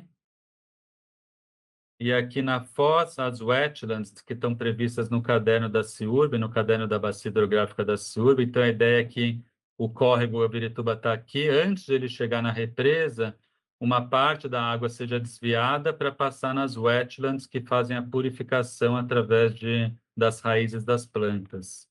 Então, aqui o desvio do córrego para wetlands construídas. E aqui uma imagem do caderno de bacia hidrográfica, né? Dessas wetlands construídas para purificar antes que a água chegue nas represas. É isso, obrigado. Muito obrigada, Oliver. Trabalho lindo aí de vocês, parabéns. E agora eu convido o Marcelo Gavioli para falar sobre manejo de resíduos sólidos e recursos. É só para ficar nos 15 minutos para a gente poder abrir depois para o debate e todos poderem perguntar. Aí ela mandou Todos, vou compartilhar aqui, vou fazer uma coisa bem breve. Né? Conseguem ver? Sim, na verdade a gente está... agora sim. Certo. Bom, a parte de gestão de resíduos sólidos, nós temos que no nosso município, nós temos uma gestão compartilhada, com a criação do Comitê Intersecretarial Política Municipal de Gestão Integrada, e que fazem parte os seguintes órgãos, né? A Secretaria do Verde e Meio Ambiente, o Comitê Municipal de Segurança Hídrica, a Clima, a CELIMP, de qual eu faço parte, a Secretaria Executiva de Limpeza Urbana, né? A SP Regula e também a SMDET. Como no eixo da cooperação, nós temos apenas os representantes da CELIMP, então nós estamos focando nas atribuições da CELIMP, que seriam os resíduos indivisíveis e fiscalização de posturas municipais. Como exemplos das responsabilidades da CELIMP estão a varrição de ruas, a limpeza de bueiros, a coleta e destinação do descarte regular, a limpeza das feiras livres e o gerenciamento dos nossos equipamentos, que são os pátios de compostagem e os ecopontos. Desse modo, o nosso eixo ele tem 3 focos. De um modo geral, a ideia do eixo é deixar a gestão de resíduos sólidos do município mais em conformidade com as ideias de economia circular. Para isso, nós temos focos nos ecopontos, no tratamento de resíduos orgânicos, aqui por parte de CELIMP, que seriam os espaços de compostagem, e também uma parte de engajamento de munícipes por meio de educação ambiental. Os ecopontos são, breve, já temos aí mais de 20 anos da operação dos ecopontos, que tem um importante papel na coleta, no recebimento de resíduos, principalmente de construção civil e volumosos, que são passíveis de reciclagem. Mais recentemente, nós temos aí também começado a coleta de gesso por meio de parcerias em alguns dos ecopontos. Aí, a partir das inspirações, né, do que foi repassado com as nossas conversas com o pessoal da Dinamarca, nós temos que as ideias para os ecopontos seriam você ter recebimento de mais frações de resíduos passíveis de reciclagem. Para isso, nós estamos elaborando chamamentos públicos para fazer parcerias com as empresas, no quais os ecopontos seriam apenas locais para recebimento desses resíduos, e também, principalmente, uma parte também e criação de uma área de reuso de materiais, porque tem muita coisa que é descartada que ainda é passível de uso, não é necessário, é possível de reutilização, e então, isso é uma coisa muito comum na Dinamarca. Você tem ecopontos que, basicamente, podemos até falar que é quase como se fosse um brechó municipal. Então, nós temos locais que seria passível de fazer isso. A ideia do piloto é justamente testar, vai ser a adesão a essa iniciativa, para poder depois ampliar, não só para os demais ecopontos, mas às vezes ter equipamentos próprios para esse tipo de uso. A questão dos pátios de compostagem, né, que seria o tratamento dos resíduos orgânicos. Atualmente nós temos 6 pátios em operação. Eles já são outro papel importante, iniciado em 2015, que você tem o tratamento do resíduo das feiras livres. Atualmente nós usamos um processo de aeração passiva que tem uma duração aproximada de 120 dias, né? É um processo, podemos dizer que semi-artesanal, de baixa complexidade técnica, né? Mas e aí, a questão o que pretendemos para o eixo seria uma melhoria no processo, desde pequenos detalhes, como também a melhoria da parte de comunicação nas feiras para correta separação dos resíduos que são reutilizáveis, como também um teste de uma mudança tecnológica em que você vai passar da aeração passiva para uma ventilação forçada, que pode reduzir o tempo do processo em até metade, 50%, o que possibilitaria o tratamento de uma quantidade maior de resíduos sem uma necessidade de expansão de novos equipamentos. E também a criação de sala verde, que seria um espaço de interação social e educação ambiental. E o foco na educação ambiental, porque acreditamos que a educação ambiental, nós já temos atividades relacionadas, principalmente visitas aos pátios, também aos ecopontos, mas nós temos uma grande capacidade de desenvolver parcerias com a Secretaria de Educação. Eu diria que não só a capacidade, como uma necessidade de uma maior integração entre as atividades, né, correlatas que já são realizadas na prefeitura, e também porque a educação ambiental nós cremos que é uma das principais atividades que deve ser feita para as mudanças de comportamento necessárias para uma real implementação de economia circular e outros preceitos nesse sentido. Bom, foi realmente uma coisa bem breve. Obrigada, Marcela.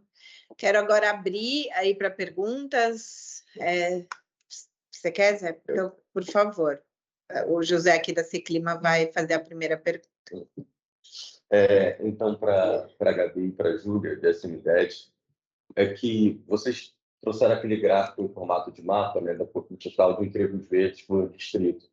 E eu fiquei pensando se não seria interessante também ver o percentual de empregos verdes por distrito, com relação ao total de empregos. Né? Queria saber se é possível fazer isso, porque eu fiquei me perguntando se só ver os valores totais não gera um viés já para os distritos que já têm mais empregos em geral. E aí, eu fiquei pensando, por exemplo, Parelheiros não está entre os 10 com mais empregos verdes, considerando que é um distrito bem rural, por exemplo, é curioso. Então, só essa questão. José, só para ver se eu entendi, a sua sugestão é de ponderar pelo total de empregos de cada distrito. Isso.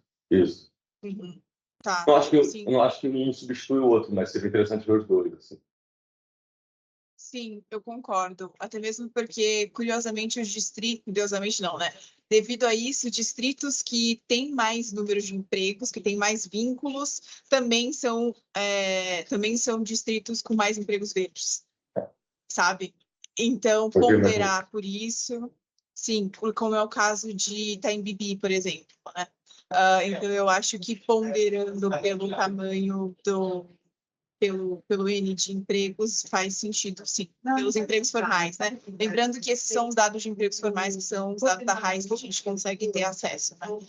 Para a economia, empregos informais seria INAD, e aí é outra forma de lidar com esses dados. Mas eu concordo com você que pode ser interessante, sim, a gente pode trazer um número um pouco mais realista, com as devidas proporções em termos de empregos dos distritos. A gente vai fazer isso, tá bom? Obrigado pela sugestão.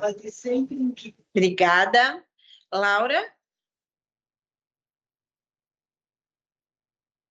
Eu anotei para Gabriela e Júlia 2 perguntas. A primeira, eu não sei se eu é que não peguei ou se vocês não chegaram a falar. Por que vocês pegaram os critérios do BLS e não algum outro?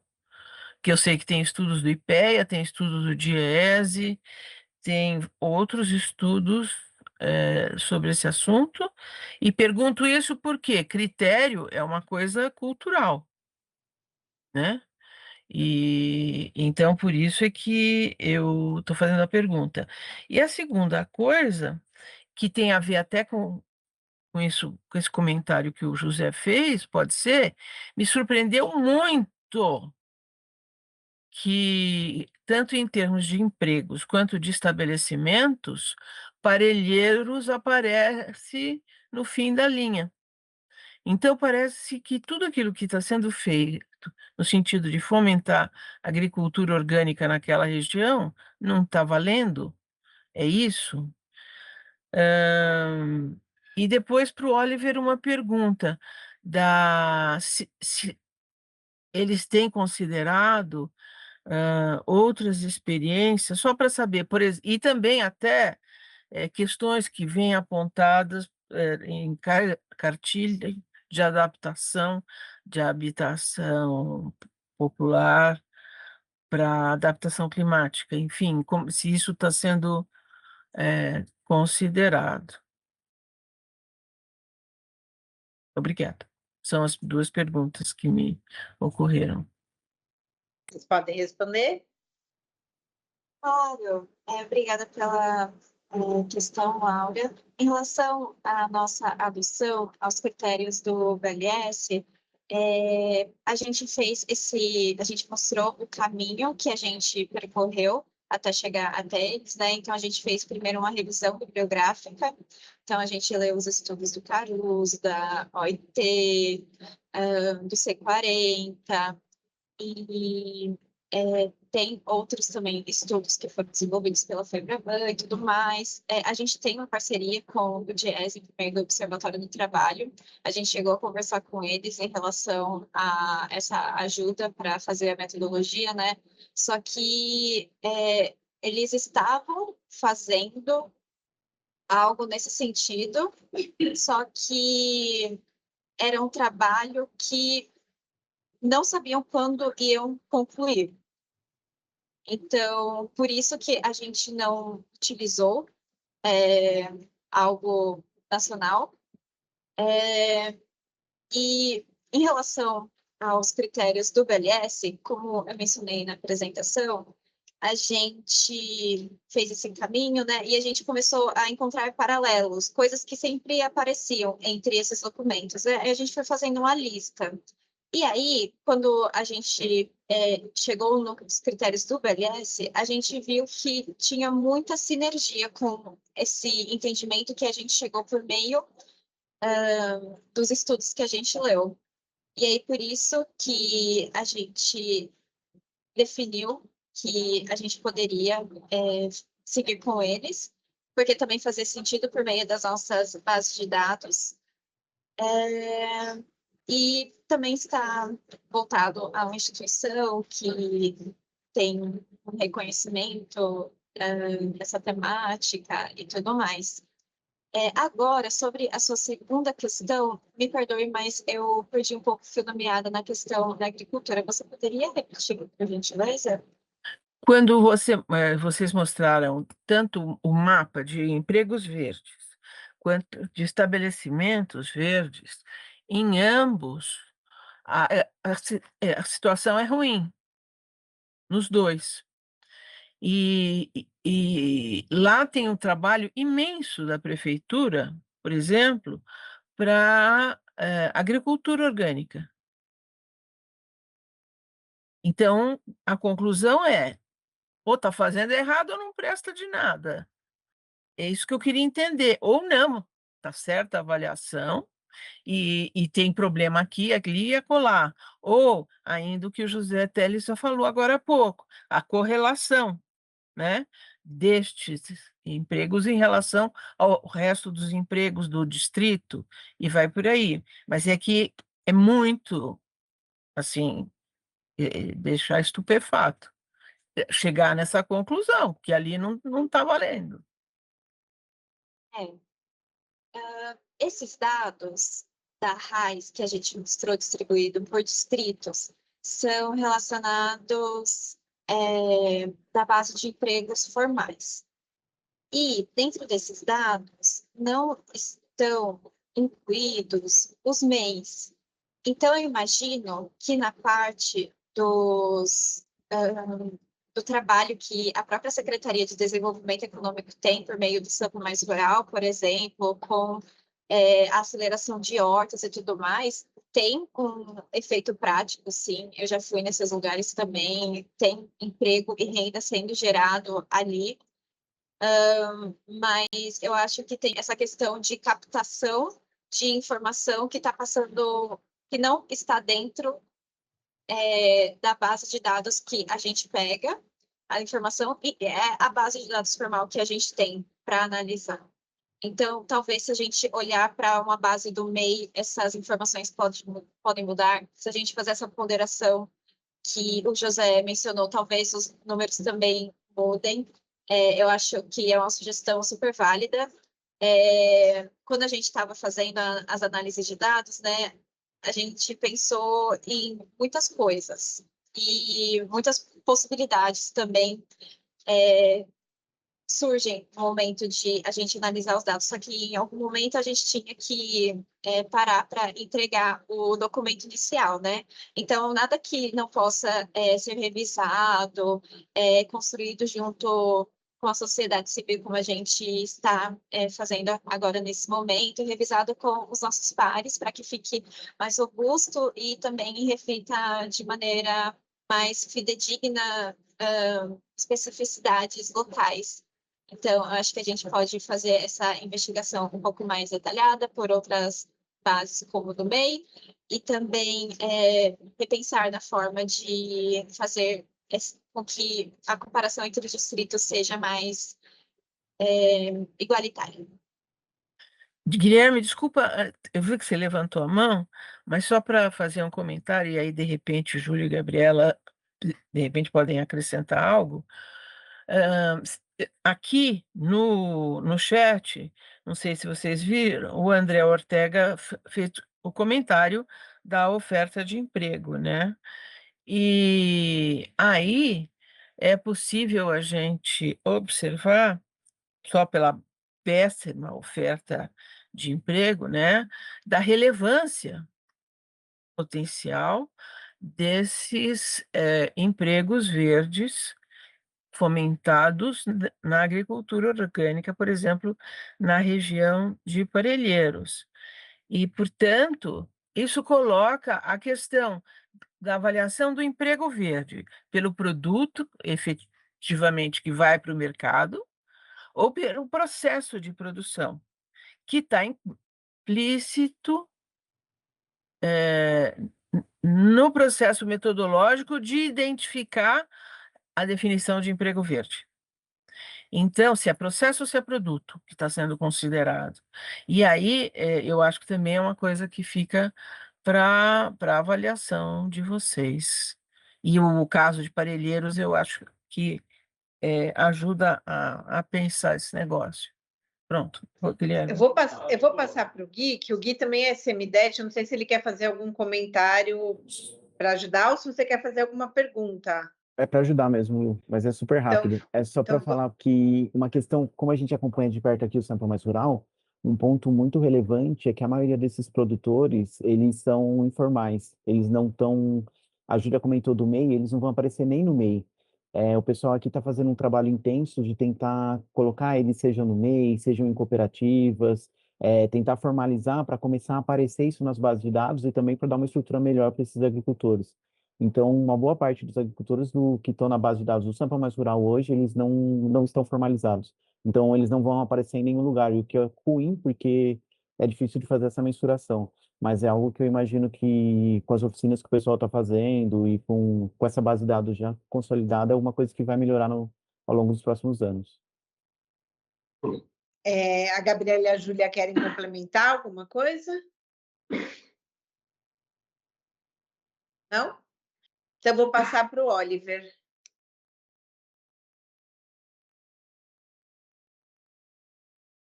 Oi, só respondendo a Laura, dos manuais, a gente tem consultado, né, os manuais, principalmente o manual foi feito pelo governo do estado, né, acho que foi pela CDHU, que é o Caderno de Tipologias Urbanas Modulares, tem um catálogo muito legal também do Rio de Janeiro, de soluções baseadas na natureza para espaços livres.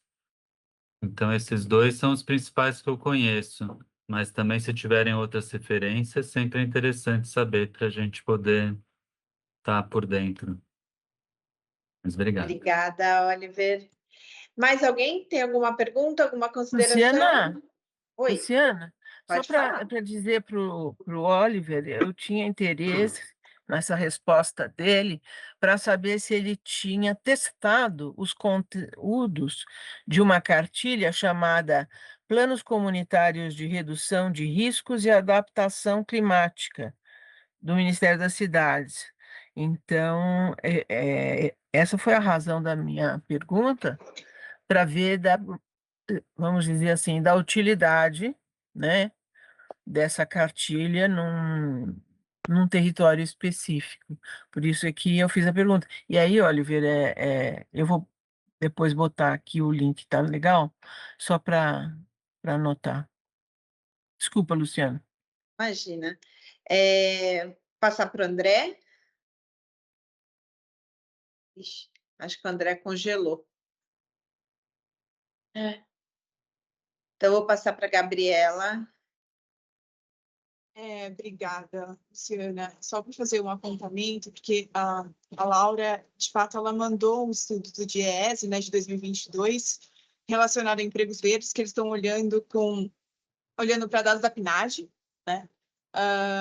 Só que esse estudo é de 2022, né? E justamente no âmbito do Observatório do Trabalho, né, que é um contrato que a SMDET tem com o DIEESE para trabalhar sobre dados de mercado de trabalho, a gente mencionou esse estudo e a gente falou, olha, a gente está trabalhando com esse tema, a gente quer revisitar essa metodologia que vocês desenvolveram. E eles falaram, olha, no momento não é possível porque a gente está passando por uma revisão. A gente está fazendo uma revisão dos critérios, uma revisão das QNAEs, dos códigos das atividades econômicas, né, que a gente tinha selecionado, e a gente ainda não tem uma previsão de estar pronta essa metodologia. Por isso que a gente precisou seguir caminhos paralelos e olhar para outros estudos, olhar para fontes externas, mas, ao mesmo tempo, sempre reconhecendo que o trabalho que é feito no Brasil, né, por colegas pesquisadores, são super importantes e são valorizados, e que a gente tentou seguir esse caminho, só que a gente encontrou alguns obstáculos e por isso a gente precisou se reinventar e olhar para outras fontes. Tá bom, mas obrigada por ter sinalizado também esse estudo. Obrigada, Gabi. André?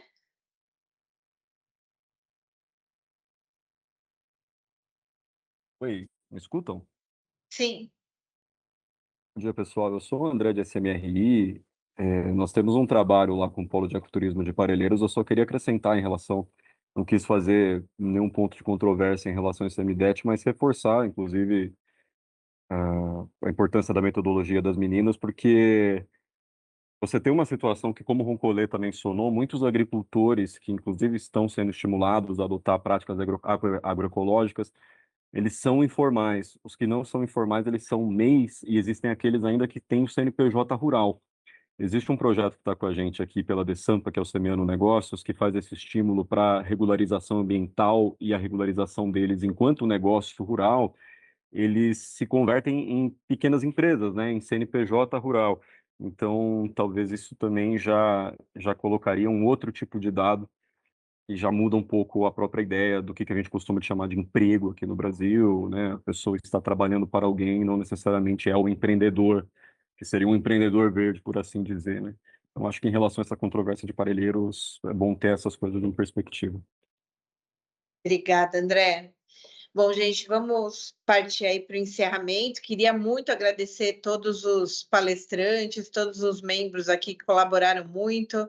A ideia do comitê é essa mesmo, né? Essa troca de informações para que a gente possa chegar aí no projeto melhor possível.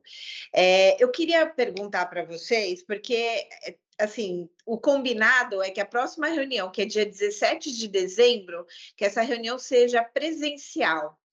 Mas, como estaremos chegando no fim do ano, eu queria que vocês levantassem a mão, com a mãozinha amarelinha, quem gostaria que essa reunião fosse de fato presencial. Só para a gente ter uma ideia.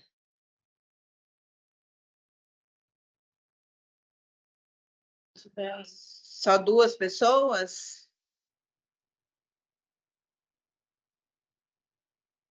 3. Mais alguém? Híbrida. Então eu acho que vamos fazer online, né? Porque também não adianta a gente fazer uma reunião presencial onde pouquíssimas pessoas venham. Então a gente faz a reunião online e aí vamos alinhar para que o ano que vem a gente tenha mais reuniões presenciais. Tudo bem? Alguém se opõe? A Júlia se opõe? Não, acho que ela esqueceu de Ela chamou. Então tá bom, gente. Então a próxima reunião vai ser online e aí no próximo ano a gente volta aí com as reuniões presenciais. Queria então, em nome do secretário, a Júlia quer falar? Oi, desculpa, pessoal. Eu perdi o link que era para colocar a presença. Tem vários links no chat, eu fiquei confusa. Qual deles é o link? Tá fixado no chat, mas eu vou pegar aqui de novo. Peraí, só um momento, Júlia. Tá, obrigada, desculpa. Imagina. Bom, enquanto a Lud coloca, eu queria então, mais uma vez, em nome do secretário Renato Nalini, agradecer a presença de todos, a participação firme e forte aí de todos os membros do comitê, e nos encontramos novamente no dia 17 de dezembro. Obrigada, pessoal. Tchau, gente. Obrigada. Tchau, obrigada. Obrigada, vocês. tchau. Tchau, obrigado. Tá, obrigada.